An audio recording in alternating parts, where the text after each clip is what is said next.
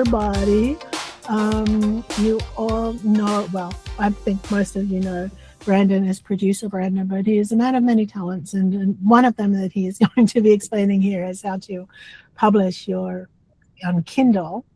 And let me see, just a few, I'll let Brandon do his own introduction when he starts. So we are going to learn from Brandon how to publish, how to go from prompt to publish with your Kindle book and publish it on Amazon's Kindle platform. And with that, I am going to hand it over to Brandon, and I will see you at the end. Thanks, Vicki. And good day, everyone. So happy to have you here with us for this Learn Out Loud. It is one of a series of Learn Out Louds. If you're new to the LUL program, all of these, including this one that we're watching today, will be archived under the Watch Past Events in the AI Salon. We've got another great one from Corey coming up next week, same time, same place. And today, we're going to be talking about publishing with the assistance of artificial intelligence. So you don't need any previous prompting or publishing experience. We're going to go through all of it, stem to stern here. The format that we're going to talk about is about 20 minutes of presentation of kind of me talking at you with just to give you a little bit of context for how we got here. Then we're going to take a break and see if there's any questions or any thoughts on that. And then if time permits, we're going to use the latter part of this call today to try to speed run a book into the Amazon bookstore for everybody in the world to buy. So for those of you who don't know me, I am Brandon Tidd. I live in Cleveland, Ohio with my kids and my pets and my wife. And it is dipping down into the sub-zero temperatures here this weekend. So it's a good weekend to sit in and chat with ChatGPT about publishing. So the first book that I actually published was a book that I did without the assistance of AI. It was 2015. It was a book called Simply Digital. It was my first print production. And I worked for about 3 years on that book, working and researching and handwriting and drafting and editing and peer reviewing it to get it polished to the point where I felt like it was ready for the world to see. And so that was the introduction to the world of digital marketing, digital, like, hey, you need a website. Here's what a Google My Business listing is. That was my first foyer into Kindle Direct Publishing. And I will say that Kindle makes it really easy for first timers to really get started. They have a lot of YouTube video content that's embedded in their help center. They've got templates that we'll look at. So they really do everything that they can to make it easy for folks who have never done any publishing to self-publish through Kindle. So it's my goal in this session to give you the tools that you need to take your idea from prompt to publish. And to me, the reason I wanted to do this LOL is because everybody's got an idea. You talk to anybody at a networking event or get to know anybody, everybody's got an idea for a book. It could be a children's book. It could be a book that you're the subject matter on World War II history, and you want to, that's your story. You have a really unique angle. Everybody's got an idea.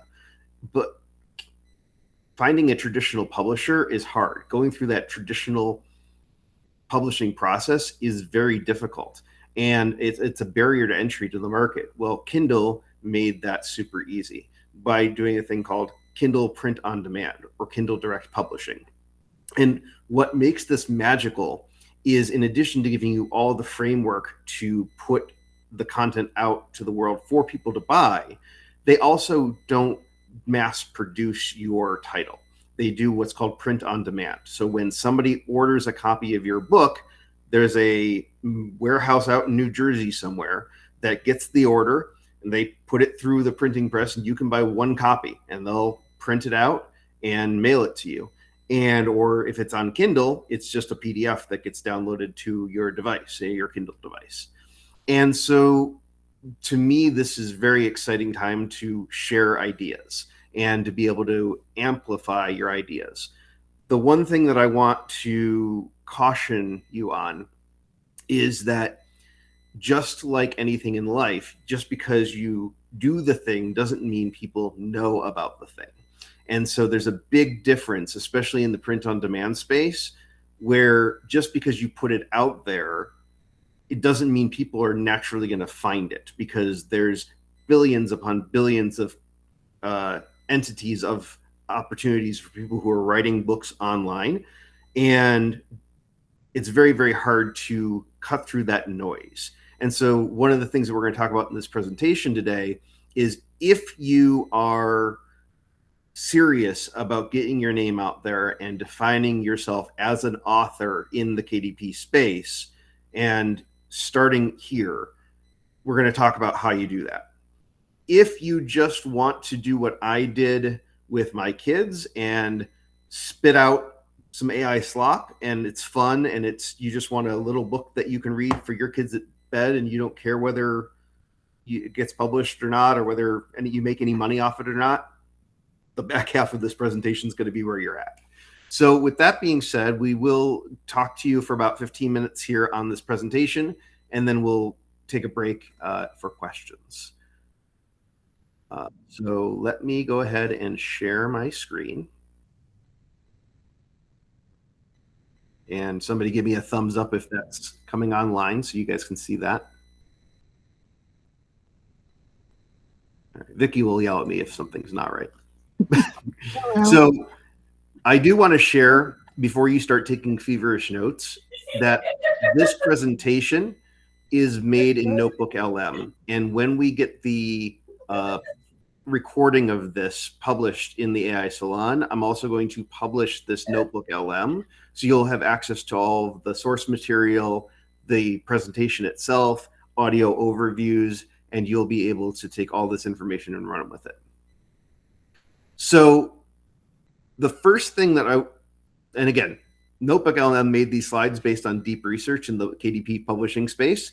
So this is one thing that I actually didn't even consider as part of my presentation until I got the slides back. I'm like, oh yeah, I should probably mention this, that in 2026, we're shifting from search engine optimization to agentic commerce. We're moving away from the old way of keywords and rankings and humans looking for things on the internet to the new way of generative engine optimization. So it's going to be AI agents that are looking for and buying for and making recommendations for humans.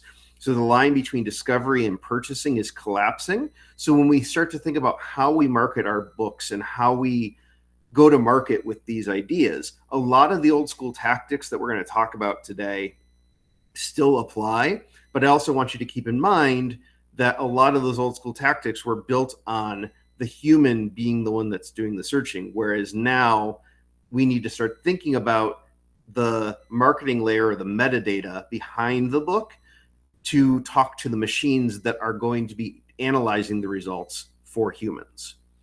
So if you are looking to have an idea and you have an idea and you're just like, I'm just going to make this idea, this slide, doesn't apply to you, because you could just start with your idea and go and iterate on it and write.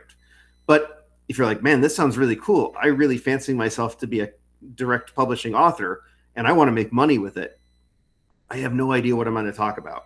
Well, this is where AI can help you do that research. So you can analyze market trends, identify gaps, where isn't there a lot of published content, outline your competitive landscape and say, who else is writing about this? If there's a New York Times bestseller that covers, how to win friends and influence people, and you are trying to write a book about how to win friends and influence people, maybe you need to find a different angle if you're trying to be successful about it. If you've got a hook that is uniquely yours, then go for it.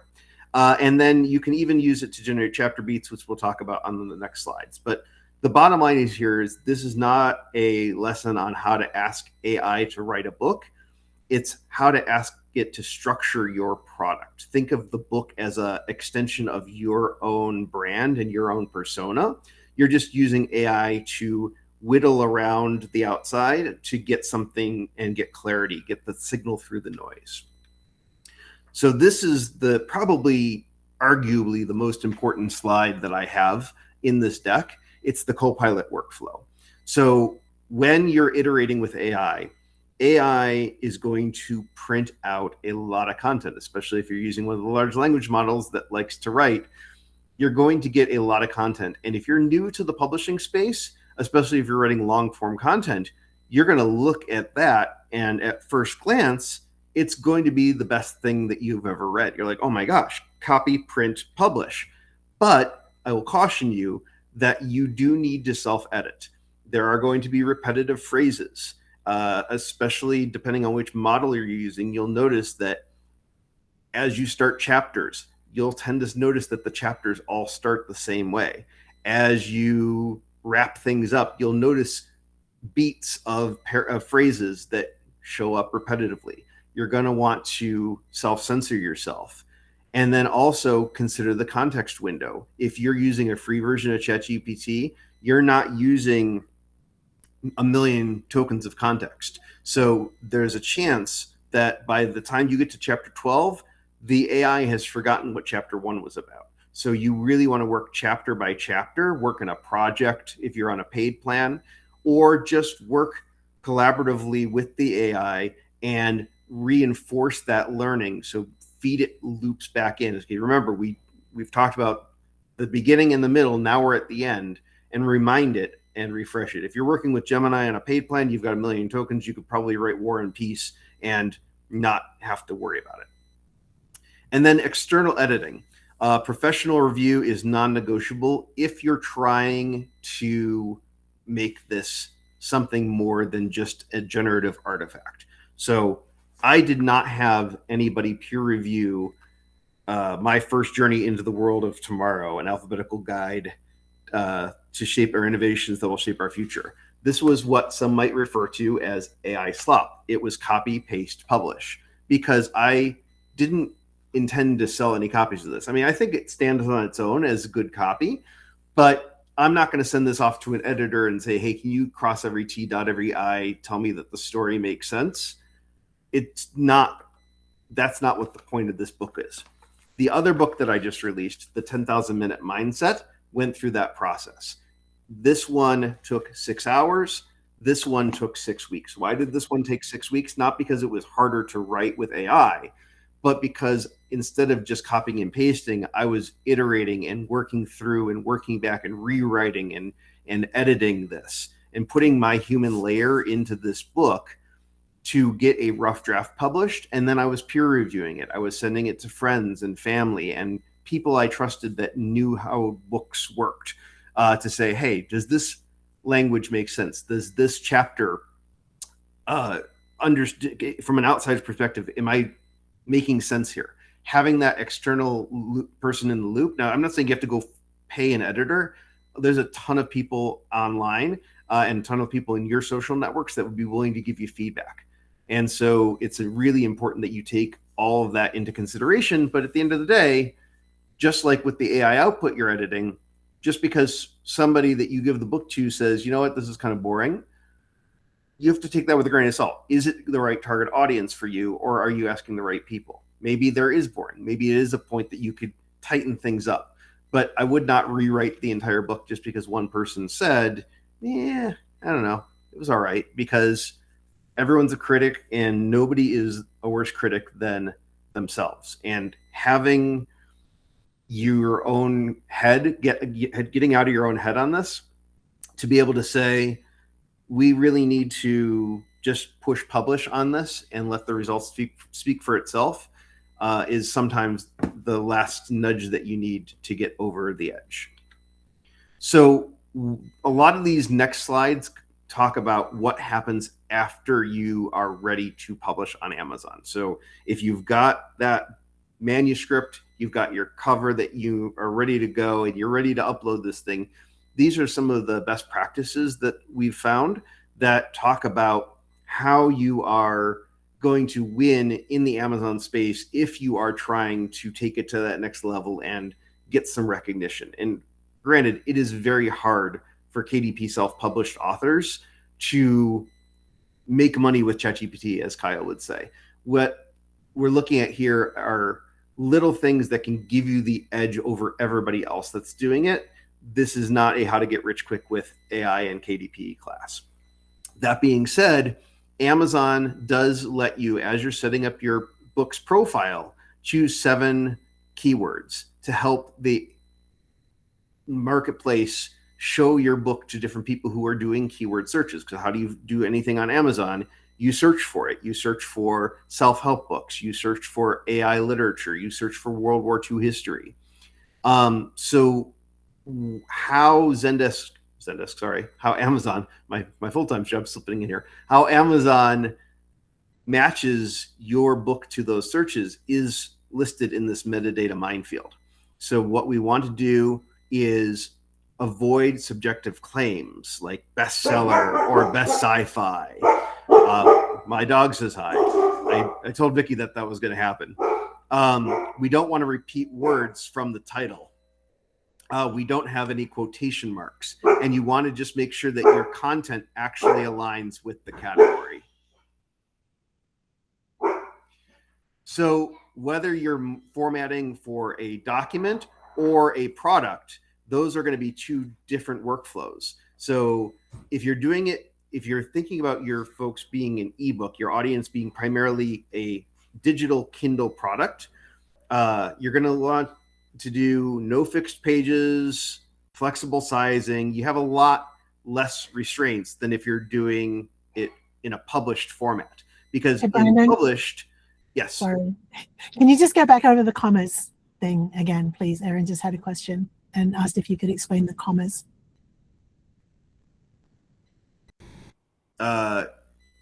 Commas. I think the dog was barking, and I just missed what you said about no commas or something like that. Yeah, no quotation marks. Yeah. So thank you. Sorry about that. The metadata minefield. So as you're writing your keywords, you don't want to, like if your book's called War and Peace, you don't want to use War and Peace as one of your keywords. You want to think about keywords as general things that are going to point people at your book. So you don't want to use quotation marks to say like, this is the quintessential quote unquote guide to XYZ.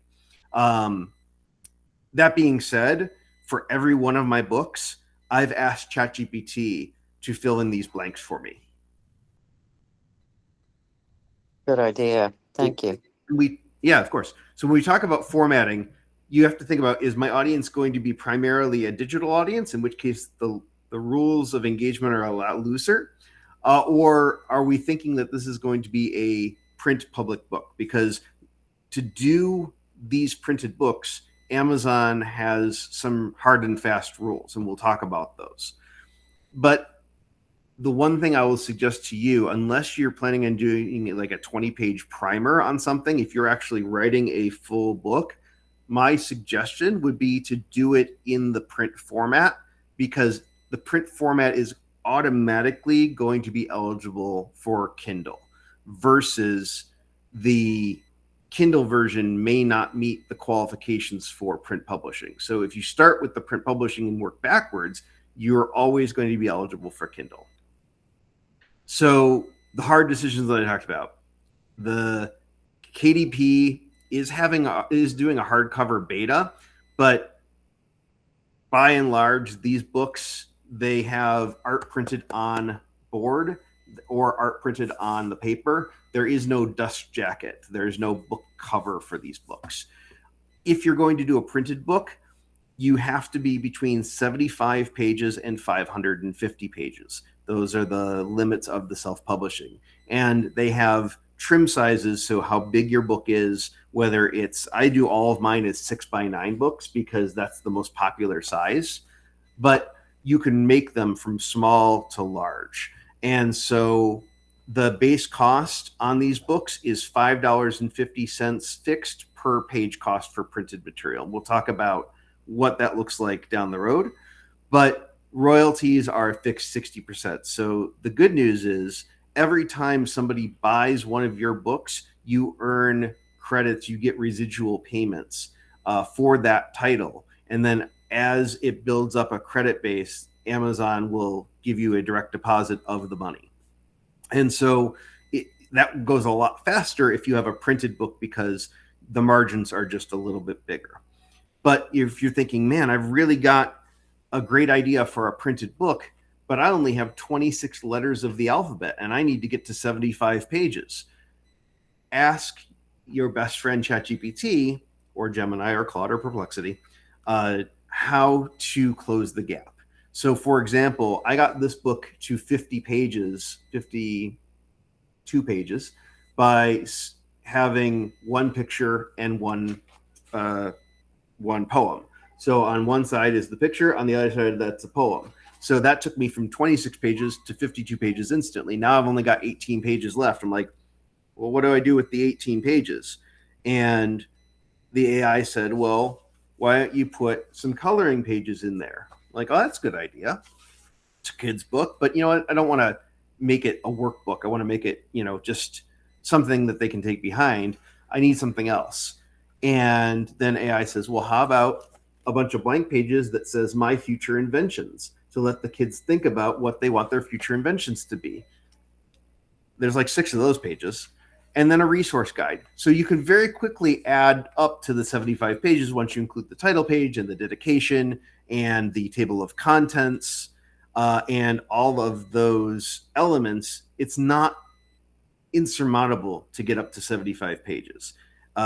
Rick, you might have to trim it down to get into the 550 page range with some of your work, but that's a discussion for another day. So how do we price these books? If you are following the guidance of what Amazon recommends, that 70% zone is between $3 and $10. And we, everybody on Amazon does the thing where it's like $2.99 or $9.99. And so 70% of the folks are going to be between $3 and $9. You can charge more for the hardcovers, charge less for the KDP or Kindle ebooks, but you want to think about the list price, less tax or VAT, times 70% minus the delivery cost, and that is your net profit. So that is how you start to think about charging for your books. I tell you, all my books are anywhere between $5 and $10, with the exception of the 10,000 Minute Mindset. That's $11.30 for the printed version because it was released on 11/30, which was ChatGPT's 3-year anniversary. So I symbolically made the price for that book $11.30. If you want to think about your distribution strategy, the primary audience that you're going to have is KDP. It's page read royalties, you get exclusivity, you get countdown deals. If you stay exclusively on Kindle or the Kindle network, you're going to benefit from all of that Amazon natural boosting. They give you a lot more incentive to do it that way because they want the traffic.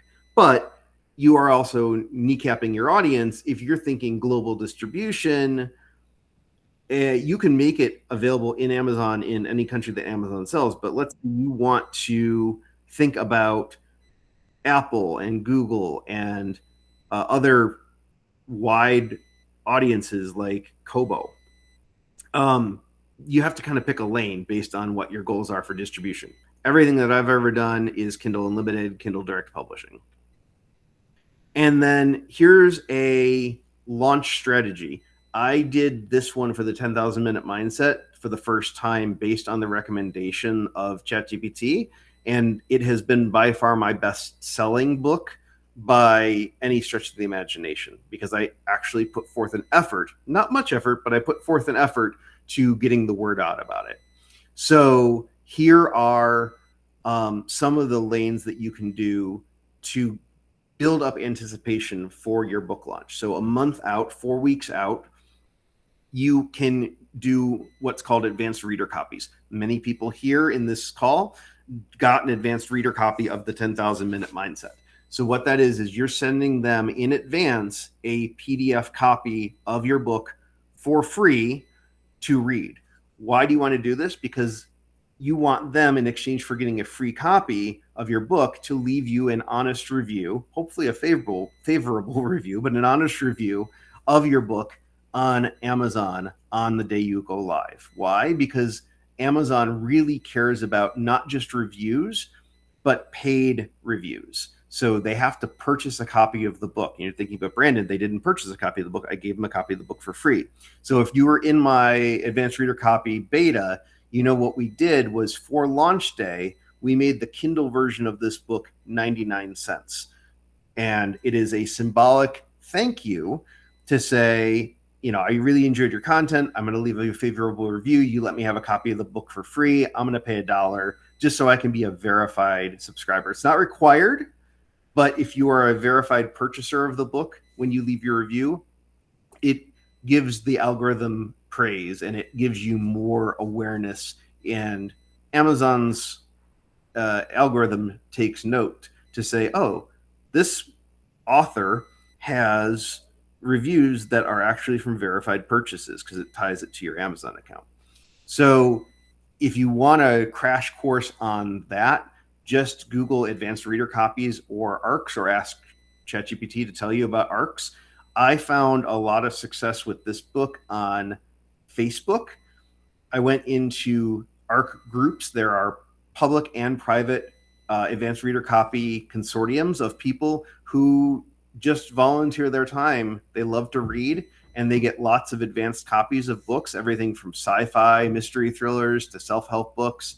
And they get to read all of this content for free in exchange for leaving reviews and maybe paying $1. I do know that there are some ARC readers, or ARC authors rather, that will do things like sponsor a copy and buy a copy of the book for $1 for somebody and gift it to them as a way of saying thank you. If they're not, that way it's still considered a purchase, a verified purchase, even if they're not the ones putting dollars out. But I mean, at that point, if you're reading the book, getting it for free, if you can't pay $1, that, to me, that's just, the price of doing business and getting your free copy of the book.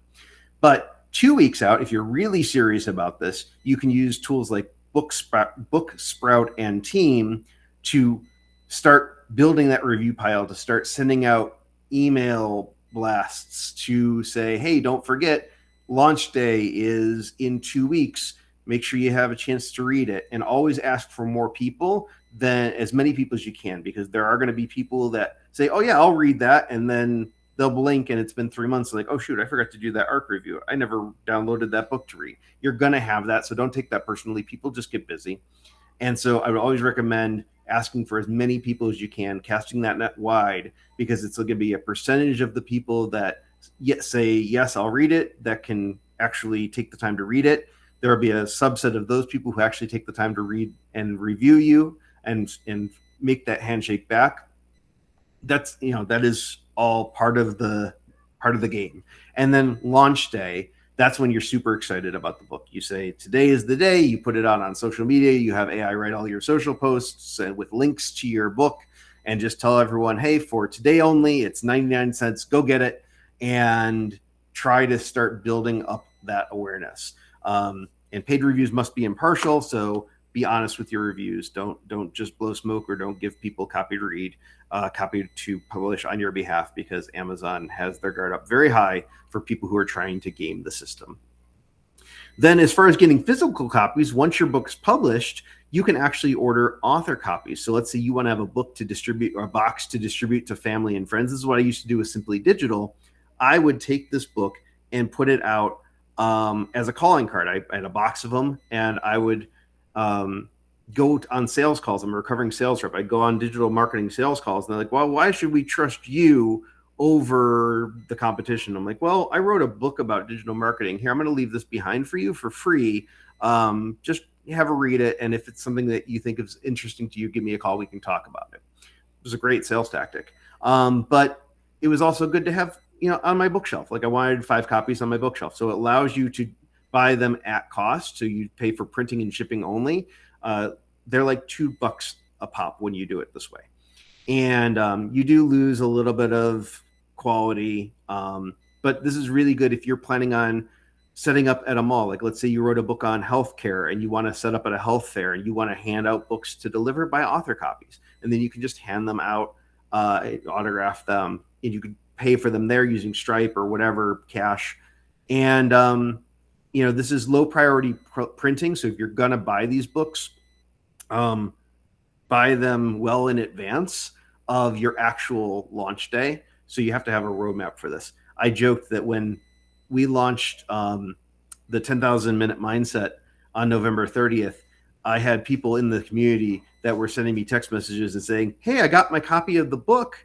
I'm like, great, I don't have it yet. I didn't get mine till January because I had ordered author copies. I actually bought one of mine retail just so I could have a copy of it to talk about and to show people because I couldn't wait for the author copies. And then if you're really serious, obviously pay to play. Anytime you can teach Amazon what your book is by feeding the algorithm and buying ads and buying sponsored listings on Amazon, that's going to help be fuel to your fire. But at that point, you have to be kind of at that next level and be ready to show skin in the game. The other element that's really new here is the audio frontier. So Audible's been around for a while. 11 Labs just started doing audiobooks, and only 4% of indie books have audio associated with them. Kindle Direct Publishing is catching a lot of flack from the voiceover community right now because they are in beta for KDP Virtual Voice. And this is a free production from an ebook. So if you've got a Kindle, they're going to let them do the audio version of this book because it's more content for them. For free, you're going to get a lower royalty. They actually don't let you publish any of the other, like you can't go to 11 Labs and then take that AI generated content and make it into a Kindle audiobook. It has to be either human read or you have to use their virtual voice system. But it is access to the Audible audience. It gets you access to the Audible audience without paying a voiceover talent to read the entire book. And so it's just another way to monetize this asset of yours. But we're really playing the long game. If you're really in this for sales, you're going to see that huge viral spike if you do all of the things that we've talked about.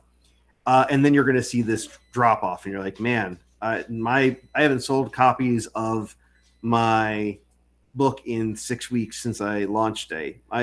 Maybe I'm not doing this right. You're doing it right. It's just success is not about a rank. Success is a list. Your goal, if you're serious about this, is to get to 1,000 true fans and write a second book. Because once you start writing and figure out how easy this process is, it kind of becomes addictive. Momentum is the secret. So 1 book builds interest, 3 books builds a brand. And so this is your roadmap. So you're going to ideate with AI, figure out a market fit if you don't have that idea already. You're going to draft and use humans to refine your brain and the brain of your trusted peers. You're going to work on packaging, cover, metadata, choose a format, launch advanced reader copies, and market the book and tell people about the book. And the first step is starting that draft today. So that is the slide presentation of this. So thank you for your patience. I saw the chat going crazy in the background. So Vicky, I am going to turn things over to you if you were curating any questions, because I saw a lot of chatter going through on the side of my screen.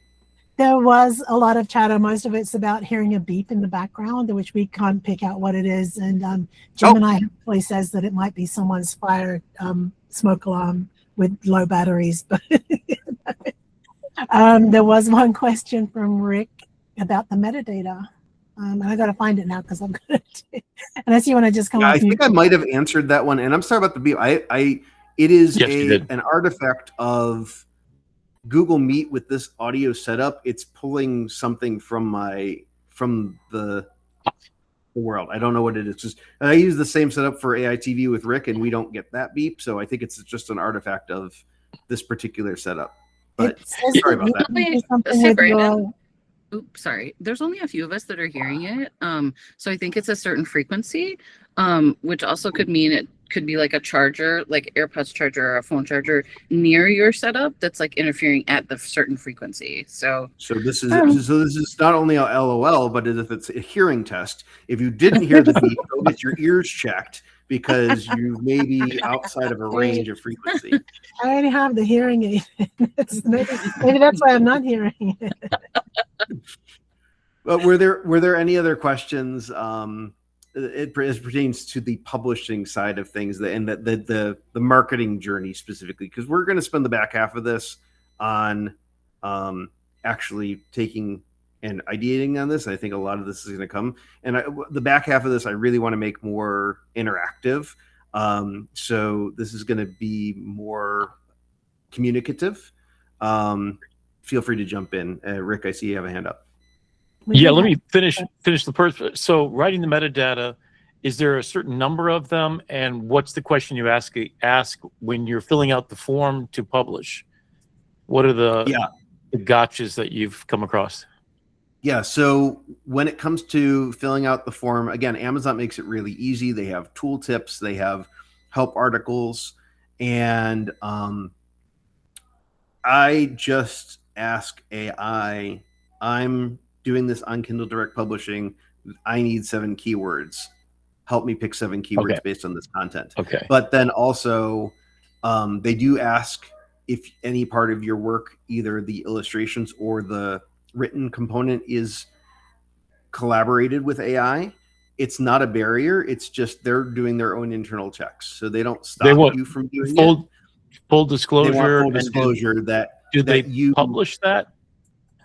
I don't. That's a good question. I'll have to go back and look at my listings to see if that's published or not. But I did disclose, because it not only asks you, did you use AI, but how much of this work was AI? Is it all, some, little to none? And which tools did you use? I don't see it on my listings. I haven't seen it on my listings. But I've always disclosed it when I've had it be a part of the process.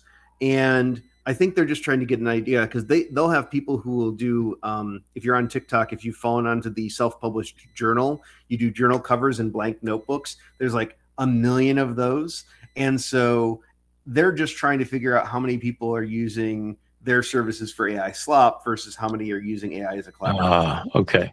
So then the big question is, the cover can be full color, and can you do color on the inside, or you did the coloring book? So that's just a JPEG or a PNG? Yeah. So what I did for the printed version is I embedded all of the images into the PDF that I gave them. And so it is full color on the inside. And you have the option of picking, when you're going through the settings, whether you are doing it in full color, doing it in black and white, and then the cost per production piece. Obviously, it costs more to print in color, so your book's going to be more expensive if you're using color. So it's the number of color plates that they have to do that quadruples the cost, or doubles per page, or is it a per page count cost? Minimum increase, pennies on the dollar. But when your book's $5, every little bit counts, right? Yeah. Cool. I saw some questions stuff going through the comments. Double questions. You're going to have to come around again next time. Gwen had her hand up for another question.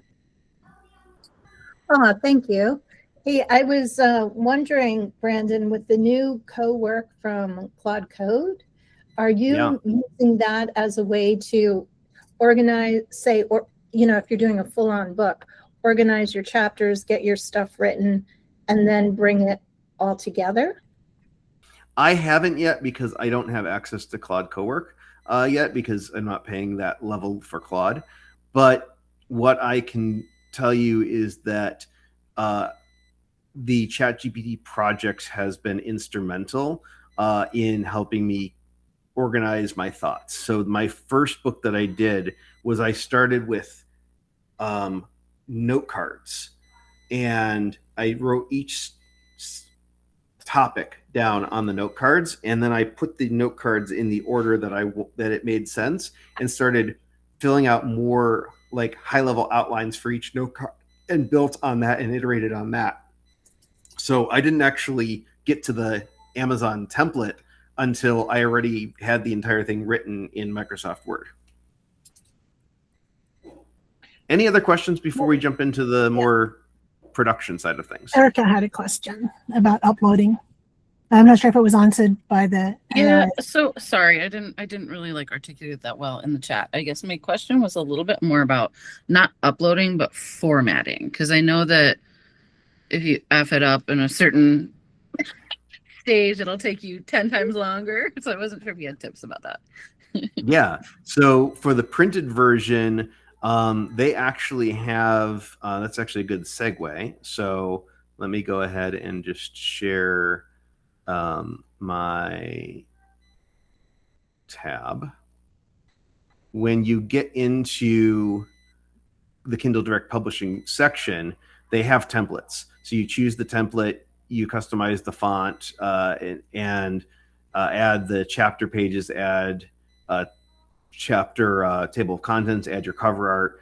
And so when you are going through that process, you actually pick the size template that you want, and then they give you a Word template or a document template that you download, and you could download it for you could download it for French, Italian, Portugal, Dutch, English, Spanish, and it'll give you the exact format pre-done in Word. So all you have to do is copy and paste and then look at it in print preview, and what you see is what you get. Then you export that as a PDF, upload it, and it will use an AI scanner to review the material and say, you didn't actually follow the rules because this text was too close together and I couldn't read it. So go back, fix it, and re-upload it. But they're not going to ban you from doing that. It'll do a quality check for you when you start to get up there. Oh yeah, no, Does that the answer your banning question? question was about AI. Sorry. Yeah. The the banning, yeah, that was more about disclosure and everything, because my publisher made me all scared. Yeah, the publishers are having a hard time with trying to figure out where the line is here, because at some point it's just like Grammarly, that's AI. If you use that to spell check, you're using AI. So I think what they're trying to guard against is publishing and putting their publishing name behind AI slop. Like, I would not ask a publisher to do the AI my first journey into the world of tomorrow, because it's not something that I'm hooking my brand on. That's something that's why the self-publishing market exists. So this is the direct publishing page, so you can see all of your titles that you have here. So we have our Gemini bear, the bear who found his wings. That was AI slop. I told ChatGPT to write a book about it. It wrote a 30-page story about the bear who got his wings. It's actually a pretty good story, but it's not. I didn't put any effort into that. I just threw it into the formatting, uploaded it, gave it the image, and published it to KDP. So hang on, Brendan, before you go into that, just going back to the AI thing, Sonia had a question about how do you tell how much AI you used, or is that just basically like you're just formulating that in your own mind? It's broad categories. So like if I just copied and pasted it out of a large language model into the thing, I'm going to say most or all of this is AI. If I worked with the AI, I'm choosing that next level down of, AI influenced the journey. Or if I did most of this myself and I just used AI to like spell check it or kind of ideate on brainstorming, but the words on the paper are my words that came out of my brain, AI really didn't influence this journey, right? So it's kind of a thumb in the air gut check, if that answers your question. Awesome. And one more before you go on. Yeah. Can you publish a book that's non-print but a repeatable coloring book that children can color in and then undo the colors and redo? And that was from A. Ahmed. Yeah, that is a good question. So if you're doing it as a Kindle book, you can make it so it's a black and white coloring book that you get on Kindle. And you can download that as a PDF. I would assume you can export that. Vicky, you might, or somebody on the call might know better whether you can actually export it out of the Kindle format into like a PDF format. If you can't do that, I don't know that Kindle gives you the mechanism to color it, right? So if it's a coloring book, you could print out pages, like screenshot and print pages, and then you can just print them as many times as you want. But there's not a digital mechanism for actually filling in the colors on Kindle. It's because it's just a reading platform, not a interactive exhibit. That being said, I have one of our favorite pastimes. I don't have any sitting around me here. I'm looking, but one of our favorite pastimes is to have ChatGPT generate coloring images of my kids' ideas, and then we just print them out and they can color them. And so you could turn that into an app and put that app behind a paywall and monetize it. And if you've got a market for that. And Noemi, sorry. I just wanted to address also, Rick asked if you could format in InDesign and then format the PDF. And I think that was answered in the chat. You can pretty much like put anything into a PDF, right? Anything can be. Yeah. Amazon doesn't care what you use to get it to the format that it needs. So if we come over here to the creating a book section, it's going to give you a whole host of resources in terms of formatting your paperback. If you wanted to take all of these, you can use the free tool. You can download the cover template or create your own cover, and you can see the trim sizes here. So if you wanted to go and do it all yourself in InDesign and set the margins manually, go for it. I don't have that kind of time, so I just downloaded their template and copied and pasted. All right, one more from Noemi, and then you can go on. Yeah, Sorry. no, for sure. I love this. This is great. I was actually going to try to help answer one of the questions. So yes, coloring books, yes, you can do those. If you did like an ebook with a coloring book, I didn't see an option to have it be a downloadable PDF on Kindle, but you can read it on Kindle. Another option is if anyone has a Remarkables have, it's a tablet that you can read ebooks from. So if you have a PDF version, you can have that behind a paywall, like Brandon said, and then someone can color on a Remarkable or an iPad. But the idea would be that the PDF would have to be downloaded on device and then colored on device. And then you can do whatever you want after that. But the coloring book category is a difficult category. I tried that and it's very competitive. So I recommend a lot of research into the coloring book category and really specializing in your niche so that you can rank in that niche and become more popular. Yeah. And Rick, I know you've done other books. Is it Blurb? Help me, keep me honest here. Yeah. The name Blurb, I've published 40 books and they're full color. They have their own bookstore. And then they also have distribution through Amazon, Ingram, and all the rest as well. They give you an ISBN number on birth of your book. Yeah. So that means does it Kindle. gets sold wherever.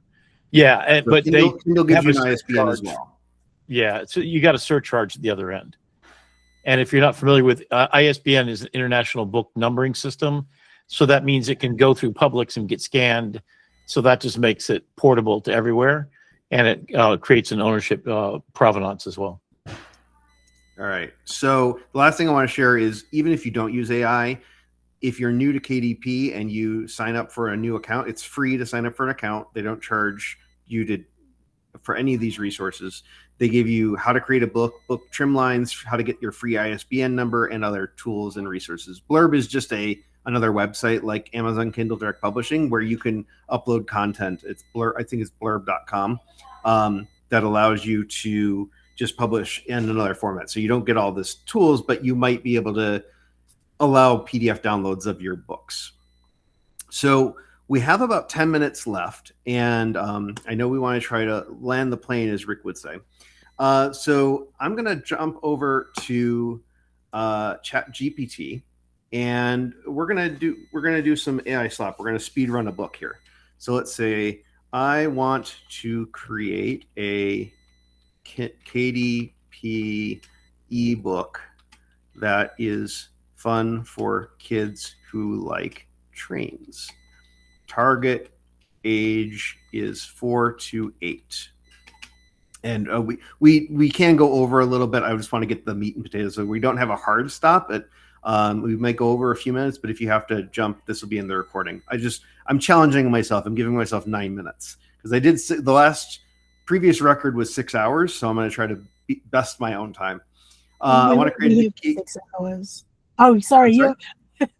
I thought you were talking about being in a meeting for 6 hours. I'm sorry. No. Yeah, this book, This book started out as an idea on one of Kyle's lives. He mentioned that a custom GPT that he built would make for a good kids book material. I said, challenge accepted. 6 hours later, I worked through the night, and this was in the KDP store, ready to be purchased. And I sent him a link to it. I'm like, okay, I'm going to bed now. So I want to create a KDP ebook that is fun for kids who like trains. Target age is 4 to 8. That's it. And it's going to give me some love this idea, working options for titles. It's given me the Railway Children exhibit, story structure, simple improvement, 24 to 32 pages. You know what? It's still going. I'm going to say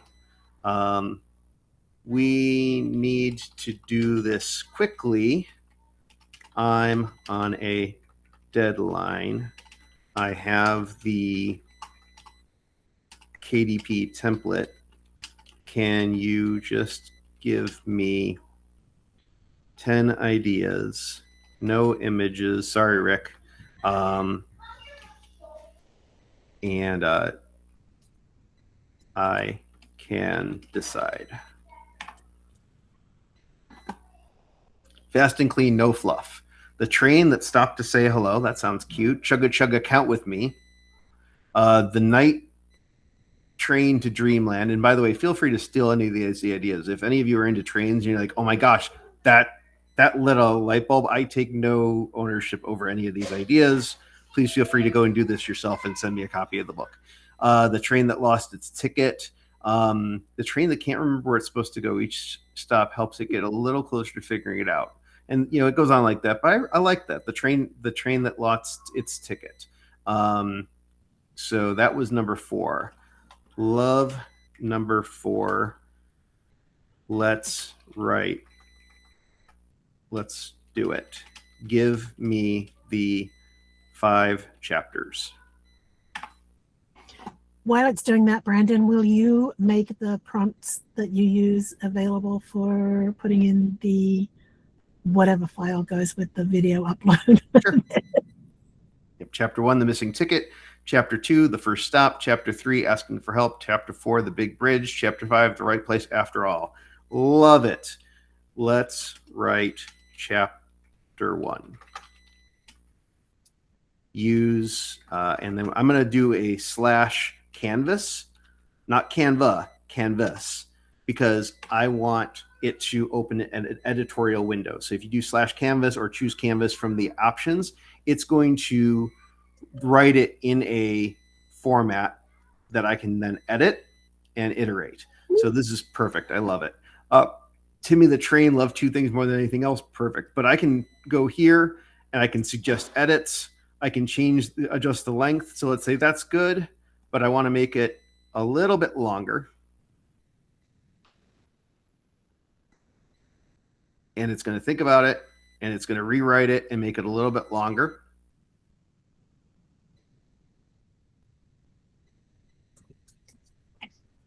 And when it's done there, I'm going to say, you know what, that's good enough. So I'm going to back out of editing mode. And there's my chapter 1.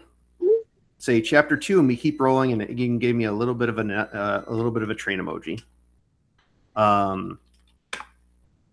And so, yeah, if I was doing this, for real, obviously I'd be editing this and filtering this and shaping the dialogue more thoroughly. But this is just for fun. It's a fun little bedtime story I'm going to read to my kids on our Kindle tonight. I also will generate a cover image because I want a cover image, but I'm not, I could, if I was making this for print, I would have an image per chapter and, fun little images throughout this. That's a whole nother, I think, Vicky, isn't Corey's law next week on creating images? It's in 2 weeks, and it's on creating images. Yeah. 2 weeks. Okay. Gotcha. Yeah. So chapter 2, and it added it to the canvas. So it's now editing the own canvas. Chapter 3, I'm just telling it to go ahead and write this. While it's doing this, I'm going to go over to Gemini and say, I have a KDP children's book called, what do we call this? the train that lost its ticket. Yeah. Chapter 4. The train who lost its ticket. It's a ebook that is for kids 4 to 8. Can you give me an image for the cover? And then while that's off generating that, I've got chapters 4, chapter 5. We'll go ahead and write chapter 5. And I'm using Nano Banana Pro for the image. And so just that quickly, it's the train who lost this ticket. That's a great image. But I'm going to say I need it to be vertical format. And I'm going to hope that Nano Banana has cost. Yeah, it does look like Thomas. I think he was trained on Thomas, but Thomas was blue. He's red, so I'm not going to violate any copyrights there. But it does. It did get the train who lost its ticket. It got all of the wording correctly. Adjusting the composition, we'll see if it gets that right. Perfect. The train who lost its ticket. So now I'm going to download my full-size image. I'm going to switch over here, share this tab instead. I'm going to download the is a Microsoft Word document, the content.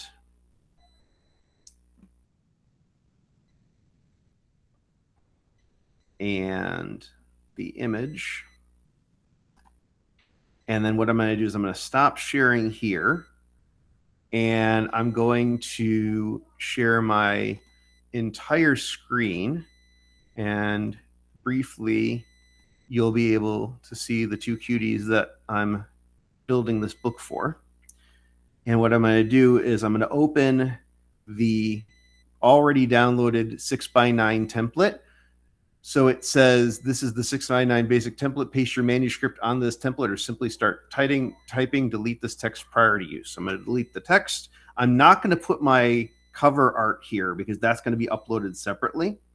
But I've got my book here and I'm going to copy that, but I'm not going to paste it in yet because I'm going to say, give it a title page, The Train Who Lost Its Ticket. I'll make that nice and big.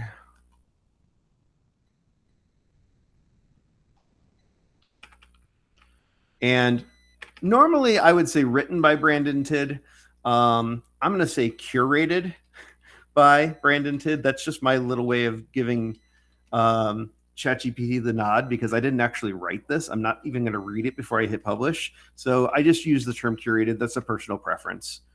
We'll say, hey, chat, can you give me a dedication page and table of contents?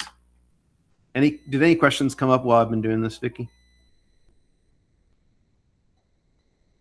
No, but my mic was off. I'm sorry. That's okay. I mean, I'm sure there was, but I was away in another window. So now I've got my book here. I've got my dedication page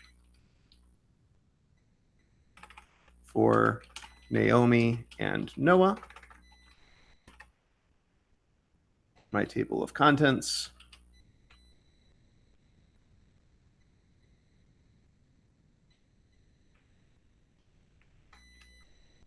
Chapter 1, Chapter 2, Chapter 3, Chapter 4, Chapter 5. Amazon likes tables of contents. And then what I'm going to do is I'm going to just start sifting through this and say Chapter 1, the missing ticket. And I'm going to left justify this because, again, personal preference. And again, this formatting is horrible. So again, I could clean this up, but generally what I do is I'll say, put the start of each chapter on a new page.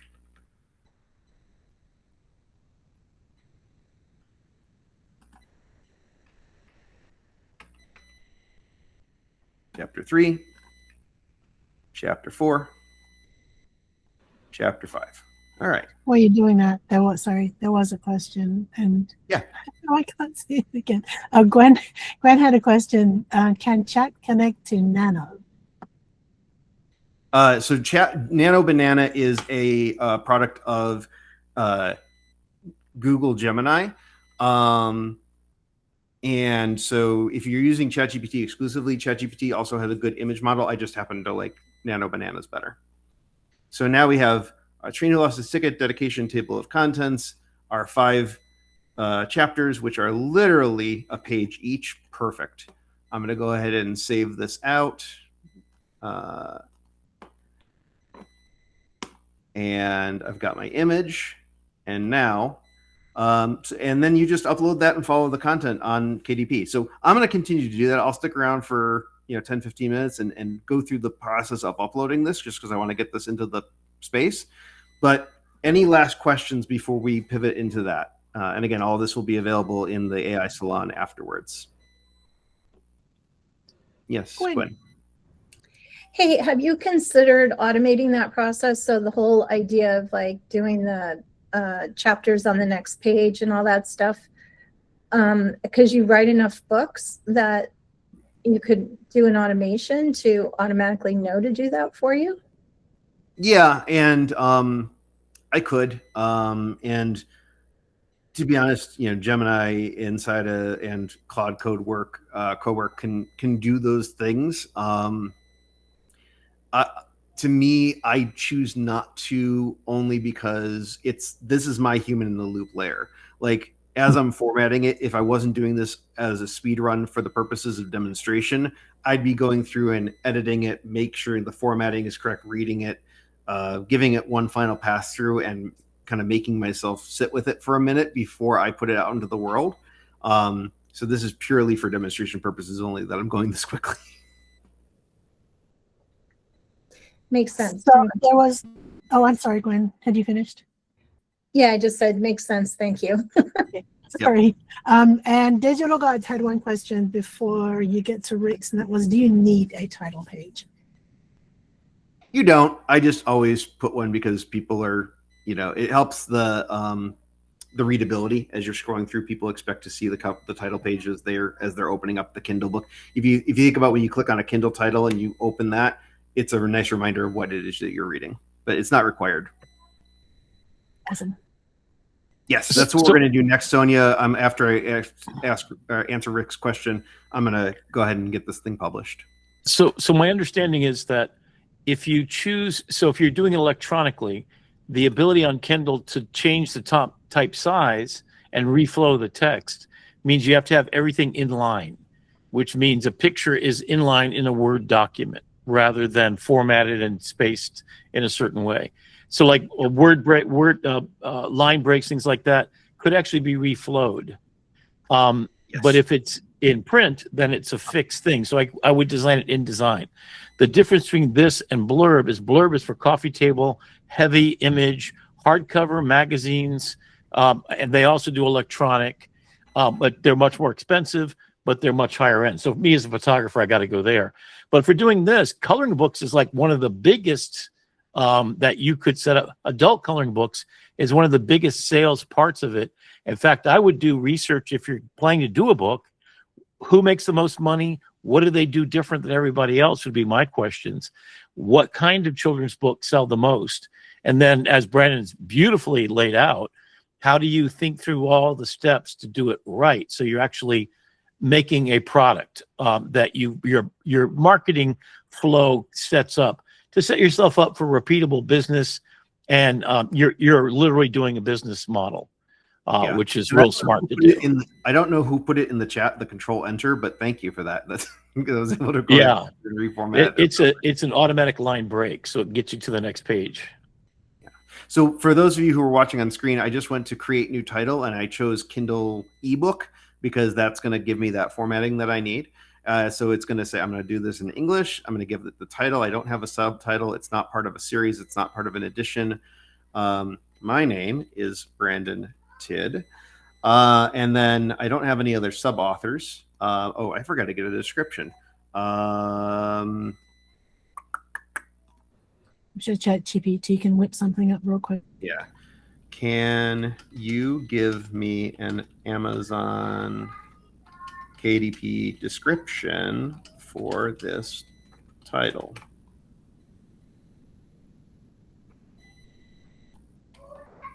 So while it does that, I own the copyrights. It doesn't include any bad stuff. Primary marketplace is Amazon.com. I'm going to copy this.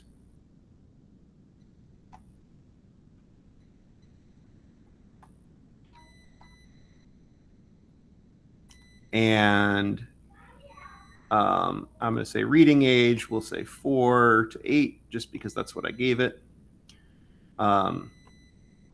And look, it's even thinking about, I can also opt, because it knows I'm doing KDP, it's also saying I can optimize for Amazon search keywords, write a short subtitle for boost discovery, and create a second version that's more playful. I'm just going to say I need my 3 categories and 7 keywords, please. I want to release my book now. Yes. I don't see it actually asking me for it. This is the screen that it used to ask me for artificial intelligence. So maybe it only does that on printed books, because I'm not seeing that question come up. But what I can do is copy these 7 keywords.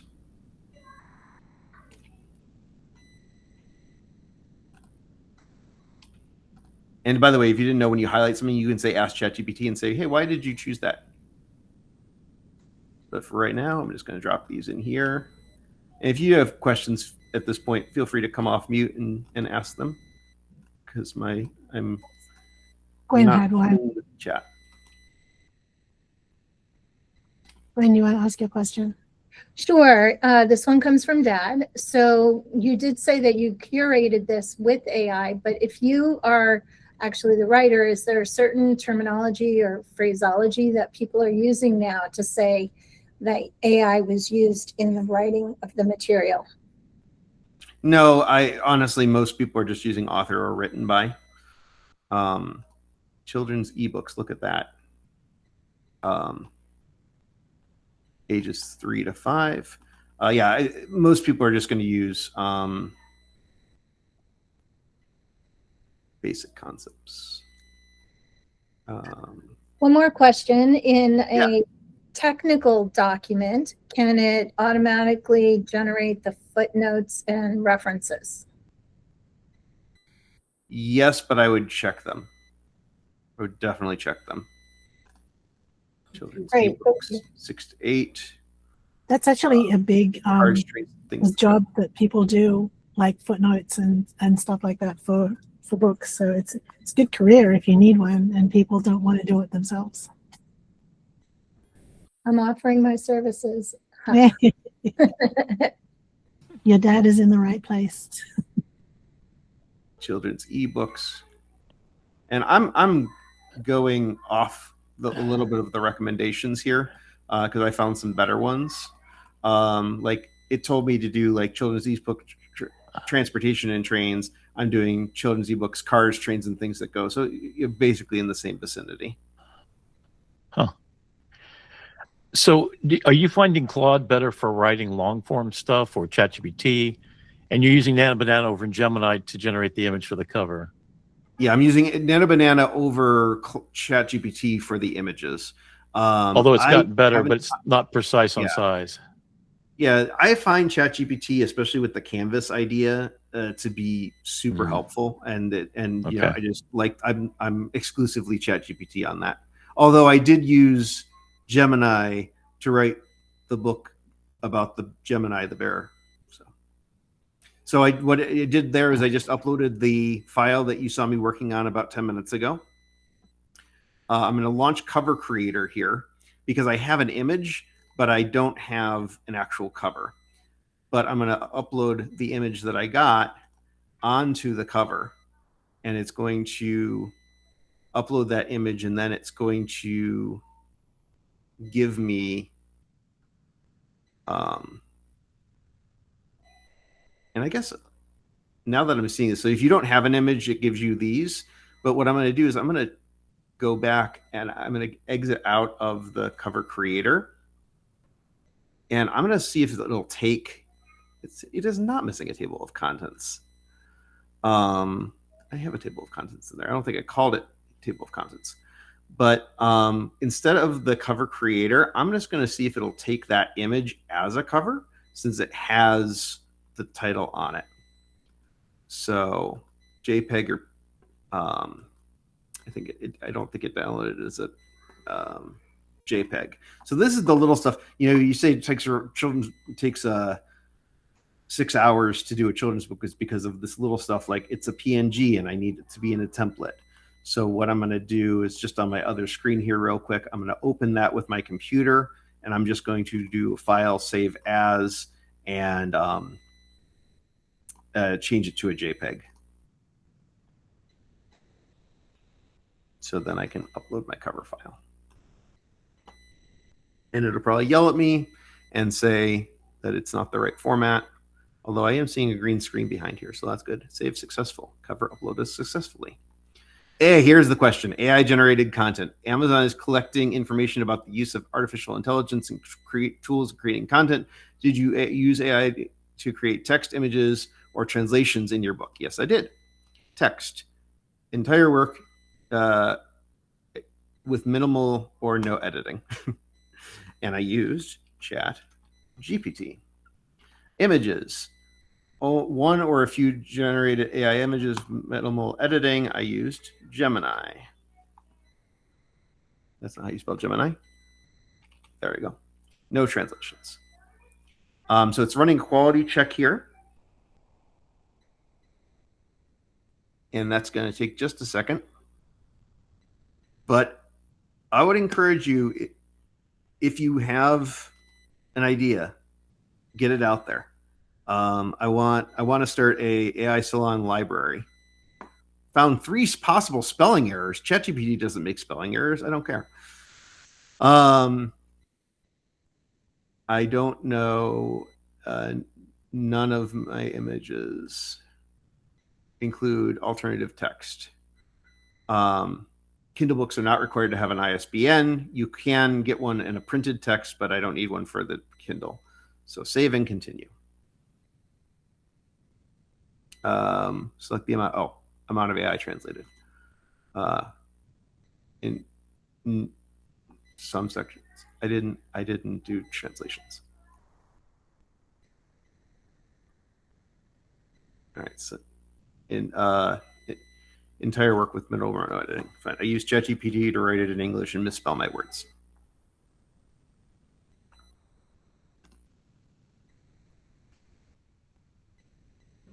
So I have a question. Why would you say you have translations if you didn't have any translations? Because it was forcing me to choose translations, and it was like all, some, or none.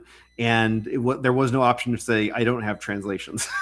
Isn't none the same as no translations?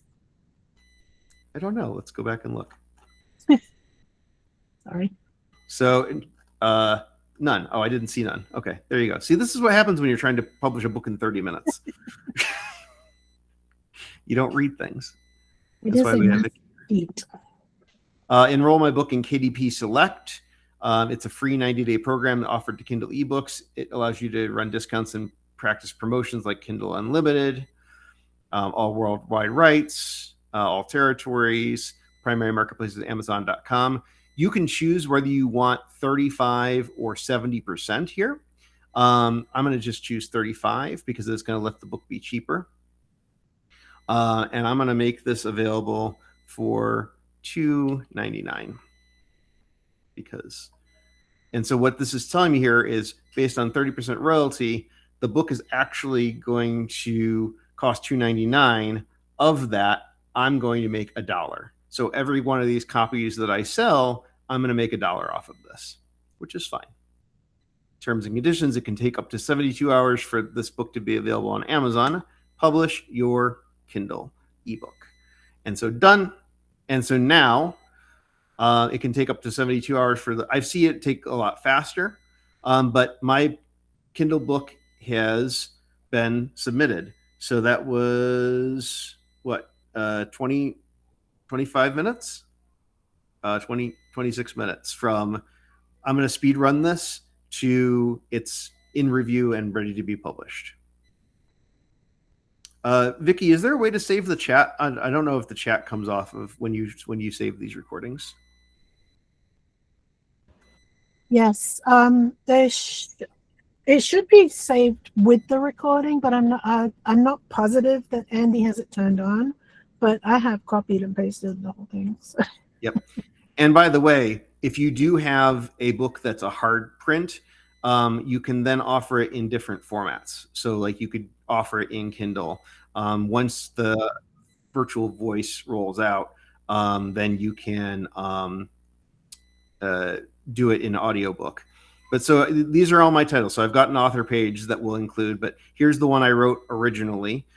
Here's High Fly, which is a cute little Kindle book that's about a fly. It's like a 5-page book that I wrote because we had a fly. We're a catch and release family, so we capture flies and release them. So I wrote a book about that. The Bear Who Found His Wings, My First Journey in the World of AI, Fantastical Journeys. This book, the Fantastical Journeys book, I actually spoke into existence. I went into voice mode and I was on an hour-long commute and I wrote this book with AI in voice mode. And then when I got to where I was going, I copied and pasted the transcript of our conversation and published it. And then I generated some images as well. And then the 10,000 minute mindset, and then the train who lost his ticket. So I saw a question about how are my sales? They're horrible. I'm not doing this to make money. The 10,000 minute mindset is actually doing pretty well. But the other ones, a handful. Occasionally I'll get somebody who buys it, or I'll put it on Facebook, or somebody will read. I wrote a Medium post about how I wrote this book. So occasionally some people will stumble upon this, but really my goal in these, even the train who lost its ticket, Naomi, sometimes he gets a $3 check. Exactly. He's like, I'll get an email like, you're getting paid. And I'll open it up. It's like, congratulations, we're sending you a check for 56 cents. I'm like, great, thanks, Amazon. But I wanted to make the presentation a way that if you wanted to take this and run with it and really put some effort into it, I wanted to give you the breadcrumb trail to get there. So that's publishing to prompt in, I guess my new record is 30 minutes. Yes, Sonia. So Brandon, if I wanted to write something which was nonfiction, how would I go about it? So basically, I'm raising awareness for stiff person syndrome, my disease. So I need to make sure what I'm writing is factually correct. Yes. But I also want it to be simple enough. What? Anytime you're writing nonfiction, you can't do that in 30 minutes or less. No. But I just want to, I'm thinking, strategically, so I know, for example, most of, MS, the SPSRF, they have a database of all the, medical research papers already indexed over there. So I'm wondering, should I go to Notebook NLM and basically put the data on there? Is that the right approach? How do I create the data repository where I can have all this data and then say, okay, now simplify it so that a 5-year-old can understand it? Because the idea is a lot of people just get so confused by oh, what is SPS? And then you're sitting there trying to explain stiff person syndrome. It's literally what the word says, what it means. Yeah. No, that's and great. So medical professionals don't know that either. So it's a lot of times I'm fighting the healthcare system. So how do I, how do I take a nonfiction work? I have the data, but then how do I traverse this landscape? Yeah, and so I want to I want to get to that, but I want to do a sidebar for Rick. I think there is no limit in terms of written content. I think they do for adult content. I do think that they throttle imagery, but they don't care about the written word. as long as you mark it as adult content. And so going back to nonfiction and other types of adult content in terms of medical jargon, it's such a noble cause, right? And so I would definitely start Notebook LM as your data source to do the research. From there, what I would do is export the data, like get a export of the data, like a summary, a document, and feed that to either Gemini or Perplexity, and you ground your content based on that output. So it's not just pulling data from WebMD, it's only looking at the data that you're feeding into it and saying, use this as your source.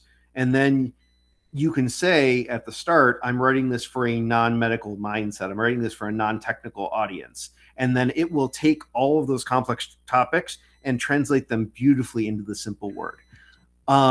Then as a gut check, what I would personally do is take that draft version of the book and feed it into Claude or ChatGPT or Gemini and say, can you read this and fact check this for me? GenSpark has a fact checking tool. Manus has one, even though they're just bought by Meta.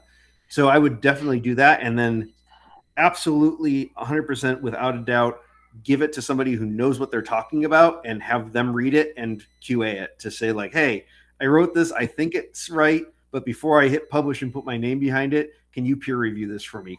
Can you validate this? And then I would always put a legal disclaimer like, hey, I'm not a doctor. This was based on my own research. It's not advice. The cover your ass statement. But I can say Perplexity is really great because you can say source only medical journals. So that's where you want to go with it. I basically bounce between 3 different large language models, and I have each fact check the other. And if there's any one of them that says no, then I'll go to Perplexity and I'll say, ask this question against the medical journal. You have a little button at the bottom, and it's using 5 large language models, and then it's using only medical sources that are verified.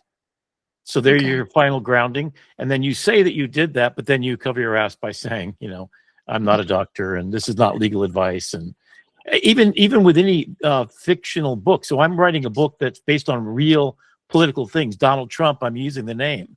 I'm using GROK as my title of my book. Well, that is okay for me to use. It's not a trademark word, even though it's used for the Grok model. I'm using it with the Robert Heinlein resource of what it is. But I'm also having to say this is a fictionalized account of real events that sound like they're real, but it's all my fiction, right? So you've seen those shows on and all the LA Law, all those kind of TV shows, and they say may resemble the real thing, and you've got to put that in there. Then at the end, I would always get a lawyer to double check. So at least they sign on and their indemnity to lawsuits, they're there for you at the end. Because, that gets to a really dangerous place. And you've got a lot of people litigious out there. And if they get information and somehow, even though with the best intention, you say something wrong, you're liable. No, thank you. Thank you, Rick. Thank you, Rick and Brandon, because it's I just had that idea when I was seeing you, Brandon. I was like, I can use this. So thank you. Yeah. And even if you're, something else that I'll say is even if you're not taking it through KDP, even if you're doing it for your own edification, there's a cat here next to me. It says hello. You can absolutely do all of this and then download it as a PDF and send it to Kinko's and have your own copy of it bound and finished, and you have one copy. You don't have to go through KDP. There are other ways to get this content out into the world. But I would say that for the uninitiated, you guys all now have no excuse not to make a book. Any last questions before we break today? Oops. No, I was just going to say, yes, a lot of people have told me because I have 2 rare diseases I have musicogenic epilepsy, that's 1 in 10 million, and SPS, that's 1 in a million, to write my memoir. So that actually becomes my story and how I got diagnosed, how I got gaslit, how I got everything else, and put that, because then it really does become my story. And then it's my word. Then you can't do anything to me. So, but thank you. Yeah. So Gwen, I'll get to you in just one second. I did see a question from Abin, and maybe rephrase the question a little bit as far as what we think is legit. I think for me, I'm putting forth this effort. I go through the art museum and I see works that look like they took hundreds of man hours, and they're the essence of art. And I'm like, oh my gosh, that artist is, so profound. And then somebody duct tapes a banana to the wall and makes $6 million. I'm like, you know what? Maybe the bar is lower here. And so, beauty is in the beholder, really. And, I think that if you're working in nonfiction work, you definitely have to cross your T's and dot your I's. But in the world of fiction and fiction writing, anything goes. It's fiction. By definition, it's make-believe. Gwen. Okay, so this one is next to what we're talking about. So if anyone doesn't want to stay, I totally get it. But magazines. So if you publish a quarterly magazine, is that something that Kindle can do? And how much of what you do to set that up can be done by Kindle as opposed to yourself? Obviously, content has to come from you. Yeah, there is. So a magazine, they only, unless you call it you can call it anything you want. It has to be a Kindle ebook or a paperback book. So Kindle specifically is a book publishing platform, but there are other platforms out there that are the magazines of Kindle world, right? That they will be able to. I would say talk to CJ Fletcher. He has a digital design that he produces on the regular, and so tools like that. I think that there are other better tools for that other than Kindle. But I mean, if you wanted to, you could do a series of books. Yeah, so Blurb has an actual magazine, so it's a subscription-based thing. So you can do them once a month, quarterly. But yeah, here's a link for it in the thing. So it's specifically for repeatable magazines. It's very inexpensive considering, publishing costs. And you can also do a Kickstarter. So you could get people to pre-fund your magazine or book through an agreement that Blurb has with the public. So that's another option. If you want to do something really deadly serious on a big level, Blurb is a much more professional end result. But you did an awesome job, Brandon. Thank you so much.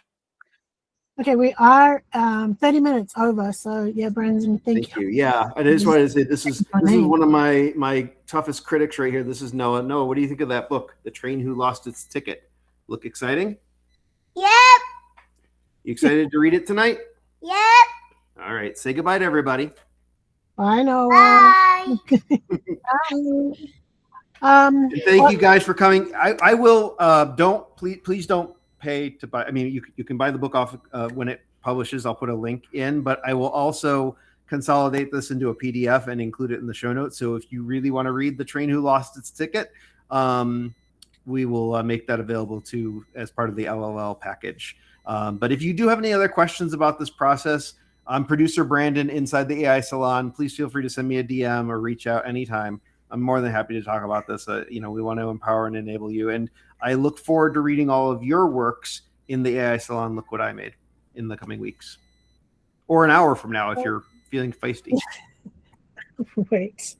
So, all right. So in 2 weeks, we do, on the 31st of January, we have Corey Sandler telling us how she goes down rabbit holes with her images and somehow manages to come out the other end with something pretty spectacular. So that will be same time as today's meeting. And I imagine that one will probably go over an hour as well. But also, if you're a member of the AI Salon Mastermind, and why wouldn't you be? If you're a member, you can go into AI prototyping and take a look at a 4-week sprint that Cindy Kuhn did on publishing as well. So that would be very complementary to what you just heard from Brandon. So having said that, I think we're done. Thanks again, Brandon. That's awesome. That's all, folks.